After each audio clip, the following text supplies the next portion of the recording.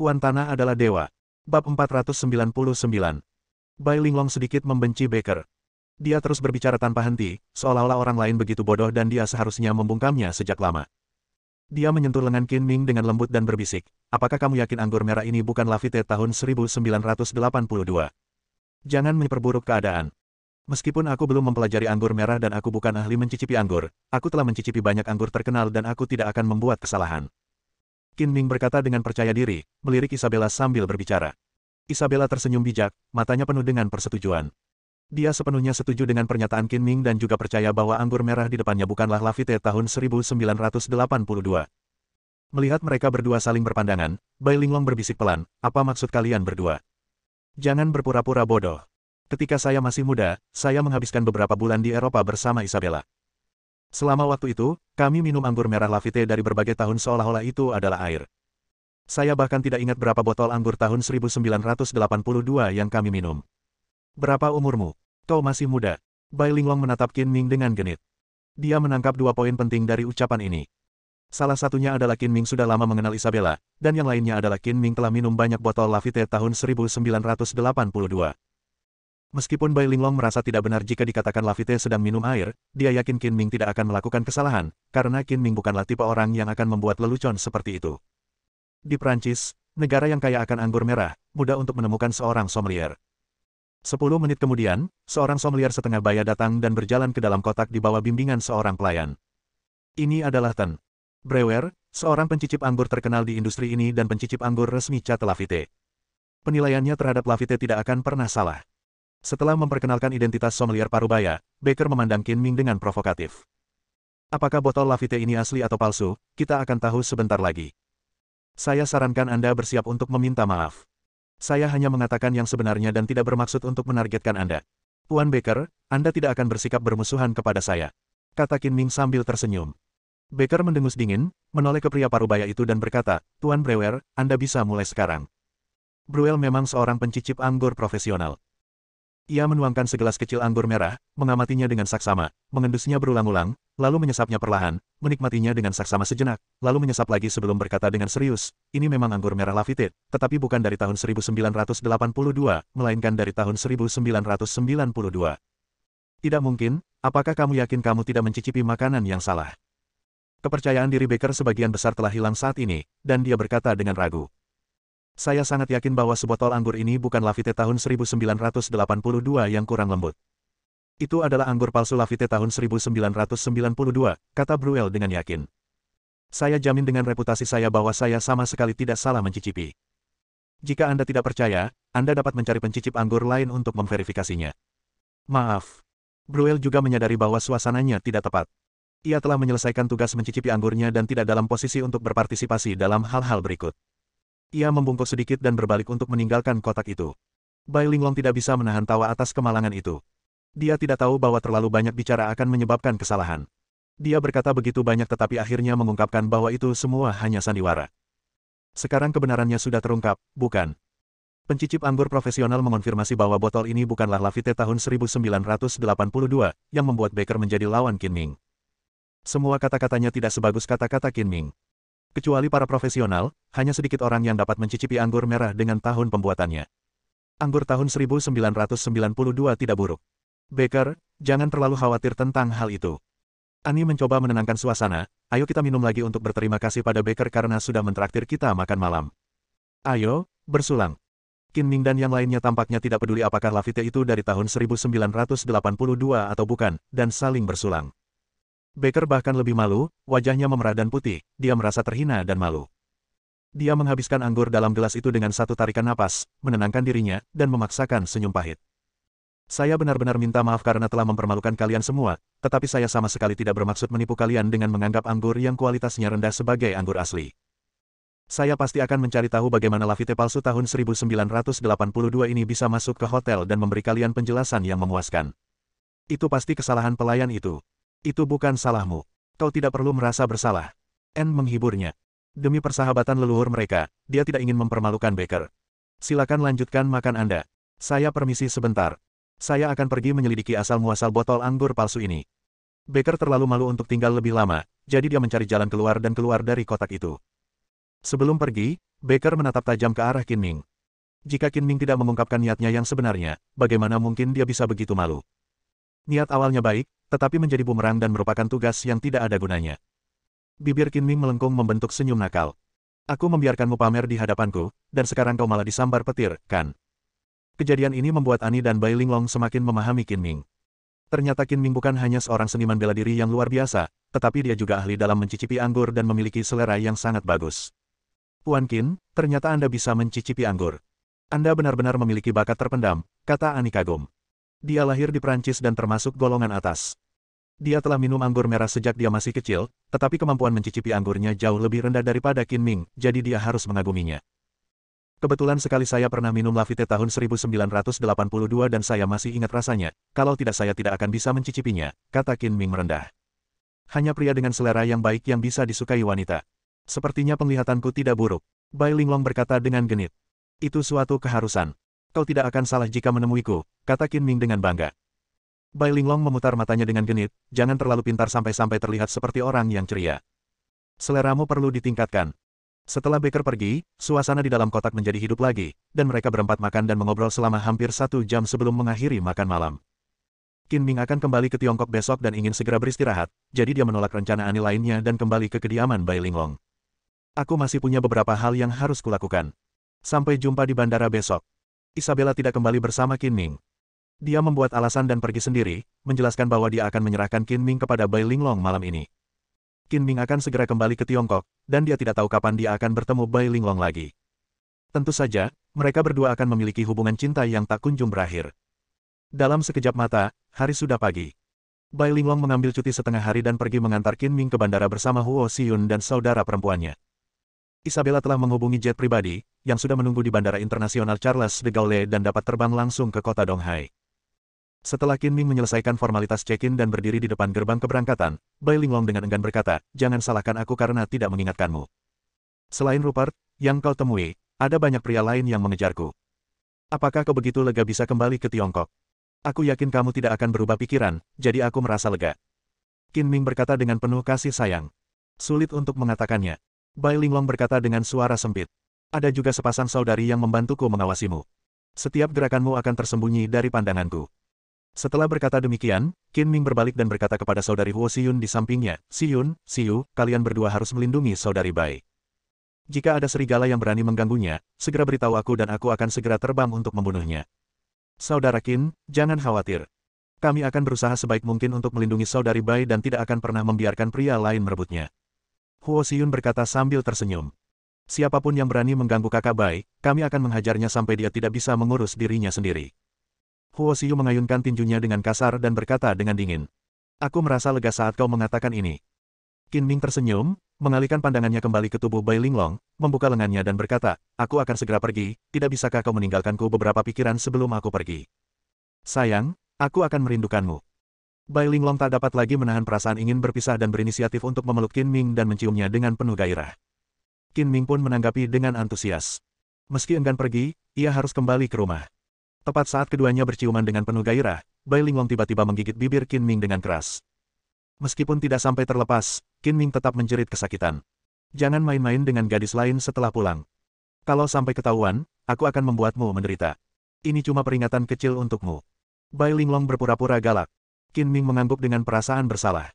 Feng Liu adalah sifat alami setiap pria, belum lagi dia dulunya seorang playboy yang suka memberontak.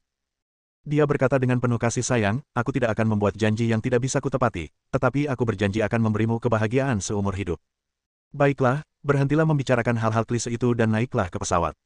Meskipun kata-kata ini bukanlah sumpah cinta abadi, namun kata-kata itu hampir meluluhkan hati Bai Linglong. Ia takut jika ia terus mengungkapkan perasaan perpisahannya kepada Qin Ming, ia tidak akan mampu menahan air matanya. Qin Ming kembali mencium kening Bai Linglong dengan erat, melambaikan tangan kepada Huo bersaudara, lalu berbalik dan melangkah memasuki pintu keberangkatan. Kakak Bai, kamu sangat beruntung memiliki pria seperti kakak Qin yang mencintaimu. Aku sedikit iri padamu. Melihat punggung Qin Ming menghilang, Huo Xiyun berkata dengan iri di matanya. Jangan iri padaku, adikku. Cepat atau lambat kau akan menemukan pria yang mencintaimu, kata Bai Linglong dengan manis. Tuan Qin, silakan ke sini. Isabella mengatur agar seseorang menunggu Qin Ming di pintu keberangkatan. Melihat Qin Ming datang, dia bergegas menyambutnya. Beberapa menit kemudian, Qin Ming menaiki jet pribadi. Ada sekitar selusin kursi di kabin mewah itu, tetapi kosong hanya ada Isabella. Saat ini, Isabella sedang minum anggur merah dengan santai. Melihat Qin Ming datang, dia tersenyum dan berkata, "Kupikir kau akan tinggal bersama Sister Bai lebih lama. Aku bahkan belum menghabiskan segelas anggurku, dan kau sudah ada di sini." Qin Ming mengendus hidungnya dan bertanya dengan ragu, "Aneh, mengapa aku mencium bau cuka? Bukankah jet pribadi ini membakar minyak, tetapi cuka? Bagaimana pesawat bisa terbang jika ia cemburu?" Isabella akhirnya bereaksi setelah mendengar ini dan berkata dengan marah, "Sayang, aku tidak cemburu, dan aku tidak akan cemburu padamu." "Benarkah?" Qin Ming tersenyum jahat, "Aku tidak percaya. Aku harus membuktikannya." "Bagaimana Anda membuktikannya?" Senyum Qin Ming semakin lebar. Dia mendekatkan diri ke telinga Isabella dan meniupkan udara hangat ke dalamnya. "Kalau mobil bisa bergetar, pesawat juga bisa bergetar, betul. Haruskah kita mencobanya?" Bab 500. Setelah lebih dari 12 jam penerbangan, karena perbedaan waktu, pesawat pribadi Qin Ming tiba di Bandara Internasional Donghai saat senja. Kali ini Isabella membawa total 8 orang, 2 diantaranya menemaninya untuk melindunginya, dan 6 lainnya pergi untuk menyelidiki kunci darah, salah satu dari 13 artefak suci para vampir. Menurut informasi yang dikumpulkan oleh para vampir, sebuah benda yang diduga sebagai kunci darah muncul di sebuah pelelangan barang antik yang diadakan oleh keluarga Xiao tempat Xiao Yutong berada, dan telah dibeli oleh seseorang. Para vampir ingin melacak keberadaan benda ini dan memastikan apakah itu adalah kunci darah yang sebenarnya. Sebenarnya, bagi Isabella, tidak penting apakah kunci darah itu bisa ditemukan atau tidak. Yang terpenting adalah menemani Qin Ming selama melacak kunci darah itu. Jadi dia tidak menganggapnya serius dan membiarkan bawahannya menyelidiki dan melaporkan hasilnya kepadanya saat waktunya tiba. Setelah ribuan tahun, klan darah ini telah mengumpulkan kekayaan yang menyaingi kekayaan sebuah negara. Mereka diam-diam mengendalikan beberapa kelompok multinasional dan juga telah mendirikan cabang di Tiongkok. Namun, orang-orang yang pergi bekerja adalah orang-orang biasa. Kecuali beberapa eksekutif senior, hanya sedikit orang yang tahu bahwa bos sebenarnya di balik perusahaan adalah para vampir. Di luar bandara, kendaraan yang telah diatur sebelumnya telah menunggu Isabella dan rombongannya. Setelah masuk ke dalam mobil, Isabella dan Qin Ming menuju ke villa pantai bersama-sama. Sekitar 40 atau 50 menit kemudian, mobil berhenti di luar villa tempat tinggal Qin Ming. Ia dan Isabella keluar dari mobil sambil bergandengan tangan, seperti pasangan yang baru saja kembali dari perjalanan, dan berjalan masuk ke villa sambil bergandengan tangan. Di ruang tamu, Mu Yunsu dan Yang Ningxuan sedang duduk di sofa sambil menonton TV dengan pakaian rumah kasual mereka. Selama libur hari nasional, Yang Ningxuan tidak pergi bekerja atau bepergian keluar. Ia ingin memanfaatkan libur tersebut untuk beristirahat dan menemani Mu Yunsu. Setelah tinggal di villa Qin Ming selama lebih dari setengah bulan, Yang Ningxuan menganggap dirinya sebagai separuh pemiliknya. Ketika mendengar peluit, dia bergegas keluar untuk memeriksa, hanya untuk melihat Qin Ming kembali dengan seorang wanita cantik barat yang tampak muda dan seksi, dan keduanya bersikap mesra. "Saudara Qin, mengapa Anda tiba-tiba kembali? Anda bahkan tidak menelepon saya sebelumnya." Yang Ningxuan mengeluh sedikit. "Apa yang kamu katakan masuk akal? Apakah aku perlu melapor saat aku kembali ke rumah?" Tanya Qin Ming dengan cemas. "Tentu saja tidak, tetapi setidaknya kamu harus menelepon kami untuk memberitahu kami bahwa kamu akan kembali hari ini sehingga kami dapat menyimpan makan malam untukmu. Sekarang setelah semuanya selesai, kamu hanya bisa minum air dingin." Yang Ningxuan berkata dengan tidak puas. "Aku benar-benar haus. Makanan di pesawat agak asin. Tolong buatkan aku teh." Perintah Qin Ming dengan santai. "Aku bukan pelayanmu, pergilah dan lakukan sendiri." Yang Ningxuan melengkungkan bibirnya. "Kamu harus belajar dari Yunsu. Kamu sama sekali tidak memiliki kesadaran." Qin Ming berkhotbah. Yang Ningxuan memutar matanya mendengar ucapan ini, lalu menatap Isabella dengan penuh minat. "Apakah gadis cantik ini pacar barumu? Maukah kau mengenalkannya padaku?" "Pacar baruku, Isabella, berasal dari Prancis. Apakah dia pantas untukku?" kata Qin Ming sambil tersenyum. "Perjalananmu ke Paris benar-benar berharga. Kau bahkan membawa pulang seorang wanita cantik Prancis. Dia lebih dari pantas untukmu. Tidak adil jika dia mengikutimu." Yang Ningxuan menggoda, merasa sedikit tidak nyaman di hatinya, secara keliru berpikir bahwa Qin Ming benar-benar bertemu Isabella selama perjalanan ke Paris ini, dan bergumam pada dirinya sendiri, "Aku benar-benar tidak tahu. Tuan yang murahan itu juga pandai merayu gadis-gadis." Setelah beberapa hari di Paris, ia benar-benar membawa pulang seorang gadis Prancis yang cantik. Namun, Yang Ningxuan masih menunjukkan antusiasmenya kepada Isabella, dan berinisiatif untuk mengulurkan tangannya dan berkata, "Selamat datang Nona Isabella di Tiongkok. Nama saya Yang Ningxuan, saya murid Qin Ming, dan saya sangat senang bertemu dengan Anda." "Halo, saya mendengar Ming berbicara tentang Anda dan adik perempuannya, Nona Mu Yunsu." Isabella menyapa dalam bahasa Mandarin dan menjabat tangan Yang Ningxuan dengan antusias. "Aku tidak menyangka kamu bisa berbicara bahasa Mandarin dengan sangat baik. Kamu sama sekali tidak memiliki aksen asing. Kamu hampir bisa mengikuti bahasa Mandarin standar." Puji Yang Ningxuan. Isabella tersenyum dan berkata, "Terima kasih." Agar dapat berkomunikasi lebih baik dengan Ming, saya telah mempelajari budaya timur. Kita semua bukan orang luar, berhenti berdiri dan berbicara, duduklah. Kata Qin Ming sambil tersenyum. Tidak lama setelah mereka duduk, Mu Yunsu membawa teh yang diseduh dan menuangkan secangkir untuk setiap orang. Puan Murahan, bagaimana Anda bertemu dengan Nona Isabella? Bagaimana Anda merebut hatinya dan membuatnya rela mengikuti Anda ke Tiongkok? Bisakah Anda menceritakannya kepada saya? Yang Ningxuan bertanya dengan rasa ingin tahu. Ketika saya bepergian di Paris, saya kebetulan melihat Isabella diperkosa oleh seorang gangster. Bagaimana mungkin orang yang saleh seperti saya bisa berdiam diri saja? Saya turun tangan untuk memperjuangkan keadilan dan melakukan tindakan heroik untuk menyelamatkan kecantikannya. Dia terpikat oleh citra saya yang bijak dan heroik dan jatuh cinta pada saya. Qin Ming berkata dengan bangga. Anda mengambil tindakan karena dia cantik, kan? Yang Ningxuan bergumam pada dirinya sendiri dan berbalik untuk melemparkan pandangan penuh tanya pada Isabella. Begitukah? Puan Murahan suka membual, aku tidak begitu percaya apa yang dia katakan. Isabella mengangguk, wajahnya dipenuhi dengan kebahagiaan dan kemanisan, dan berkata, Ming benar, dia menyelamatkanku di saat kritis. Aku yakin dia adalah pangeran tampan yang dikirim Tuhan untuk menyelamatkanku. Aku jatuh cinta padanya pada pandangan pertama. Qin Ming menatap Isabella sambil tersenyum, dan berpikir dalam hati, kapan kamu mulai percaya pada Tuhan? Aku bisa menipu orang tanpa berpikir dua kali, itu gayaku. Itu cinta pada pandangan pertama. Apakah Qin Ming begitu menawan? Mengapa aku tidak menyadarinya? Yang Ningxuan melihat bahwa ekspresi Isabella tampaknya tidak berbohong, dan berkata dengan sedikit iri, kalian berdua bertemu satu sama lain dengan cara yang sangat romantis. Itu membuat orang iri. Nona Isabella, apakah Anda berencana untuk tinggal di Tiongkok untuk waktu yang lama di masa depan dan tidak kembali ke Prancis? Saya ada urusan di Eropa, jadi saya akan kembali setelah tinggal sebentar. Sebenarnya, Isabella enggan meninggalkan Qin Ming, tetapi identitasnya terlalu sensitif. Jika dia tinggal bersama Qin Ming untuk waktu yang lama, itu hanya akan membawa banyak masalah bagi Qin Ming, jadi dia harus pergi. Kita, Tiongkok, memiliki banyak gunung dan sungai yang terkenal, serta situs-situs bersejarah. Biarkan tuanku menemanimu mengunjunginya selama waktu ini, kata Yang Ningxuan. Masih ada 2 hari lagi dalam libur hari nasional. Apakah Anda tidak punya kegiatan selama 2 hari ini? Tanya Qin Ming. Selain beristirahat di rumah, tidak ada hal lain yang bisa dilakukan. Ada apa? Yang Ningxuan bertanya dengan sedikit kebingungan. Baiklah, aku akan memberimu tugas. Ajak Isabella dan Yunsu bermain dalam 2 hari ke depan. Aku akan mengganti semua biayanya. Bagaimana denganmu? Kemana kamu pergi? Qin Ming menghela napas, saya dalam situasi yang sulit. Saya harus menghadiri pelatihan yang diselenggarakan oleh perusahaan, kalau tidak saya tidak akan kembali hari ini. Tetkapa DNSO, ini tidak baik. Nona Isabella datang bersamamu, dan kamu tidak menemaninya. Yang Ningxuan berbicara untuk Isabella. Seorang lelaki sebaiknya fokus pada karirnya, apalagi sekarang adalah karirku. Ini adalah masa keemasan Anda. Anda tidak boleh membiarkan urusan pribadi anak-anak Anda memengaruhi karir Anda. Masih banyak yang harus ditempuh dan masih banyak waktu di masa depan. Qin Ming berkata dengan tatapan penuh kebenaran. Tuan, kapan Anda mulai fokus pada karir Anda? Ini bukan gaya Anda, canda Yang Ningxuan. Kalau aku tidak dipaksa, menurutmu aku mau pergi. Qin Ming berpikir begitu dalam hatinya, dan berkata, aku selalu mengutamakan karirku, oke. Benarkah? Yang Ningxuan bertanya dengan curiga. Pasti begitu. Qin Ming mengangguk, meregangkan pinggangnya dan berkata, kita lelah setelah duduk di pesawat seharian, kita perlu istirahat lebih awal, kalian berdua bisa terus menonton TV. Setelah mengatakan itu, Qin Ming menarik Isabella tanpa ragu-ragu dan berjalan menuju kamar tidur. Cek, kamu tidak sabar ingin berhubungan seks dengan wanita cantik itu, kan? Yang Ningxuan menatap punggung Qin Ming dengan pandangan meremehkan.